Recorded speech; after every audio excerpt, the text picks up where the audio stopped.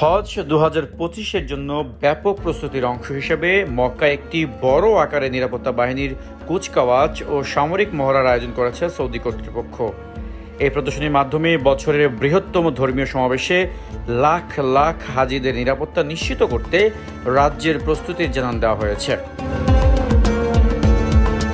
দেশটির স্বরাষ্ট্রমন্ত্রী প্রিন্স আব্দুল আজিজ বিন সৌদ বিন নাইফের তত্ত্বাবধানে অনুষ্ঠিত এই কুচকাওয়াজে হেলিকপ্টারে আকাশ পথে প্রদর্শনী এবং বিশেষ নিরাপত্তা বাহিনীর কৌশলগত দক্ষতা প্রদর্শিত হয়েছে। হজ উপলক্ষে 40,000-এরও বেশি নিরাপত্তা কর্মী মোতায়েন করা হয়েছে বলে জানান তিনি। হজ শুরুর পূর্বে সৌদি আরবের নিরাপত্তা বাহিনীর প্রস্তুতি পরীক্ষা ও নিশ্চিত করাই এই মহড়ার মূল লক্ষ্য।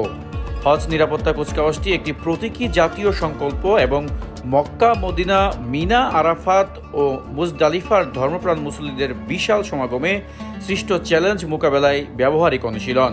ভিড় নিয়ন্ত্রণ, ট্রাফিক ব্যবস্থাপনা, নজরদারি ও দ্রুত প্রতিক্রিয়া ব্যবস্থা ছাড়াও ফেসিয়াল রিকগনিশন সিস্টেম, ড্রোন ও স্মার্ট মনিটরিং প্ল্যাটফর্মের মতো অত্যাধুনিক প্রযুক্তির ব্যবহার করা হয়েছে এবারের হজে।